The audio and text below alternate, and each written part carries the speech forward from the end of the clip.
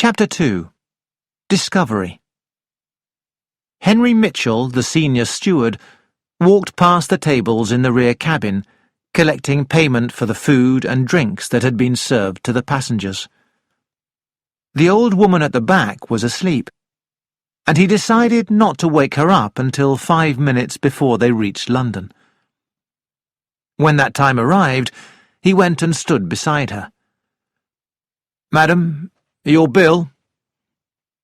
He shook her gently by the shoulder, and her body slipped down in the seat. Mitchell walked along the rear cabin, asking quietly at each table, "Excuse me, sir, are you a doctor?" Dr. Bryant said, "Yes, I am. What's the matter?" "It's the lady at the end, sir."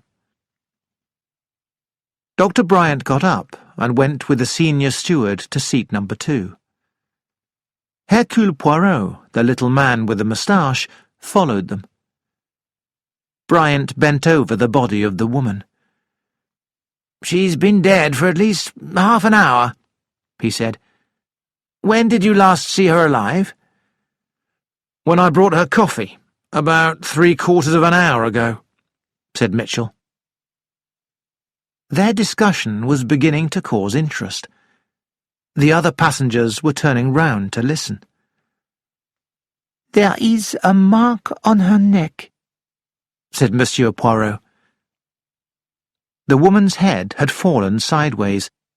There was a tiny mark on the side of her neck. The 2 Duponts arrived beside them.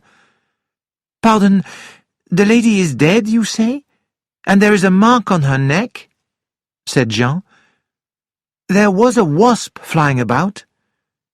He showed them the dead insect in his saucer. "Perhaps she has died of a wasp sting?" "It is possible," agreed Dr. Bryant, "especially if she had a weak heart." "Is there anything I should do?" asked Mitchell.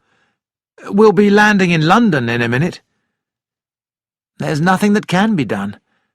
The body must not be moved." "Pardon, something has been missed."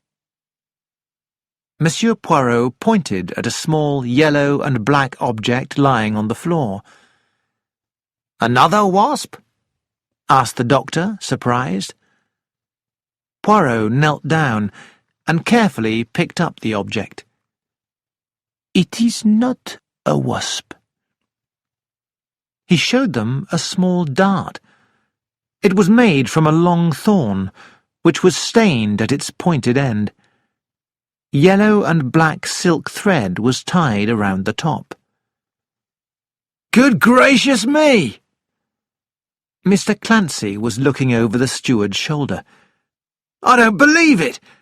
Gentlemen, this is the type of thorn shot from a blowpipe, the kind that is used by various tribes in South America, and I suspect that on the tip is the famous arrow poison of the South American Indians," said Hercule Poirot.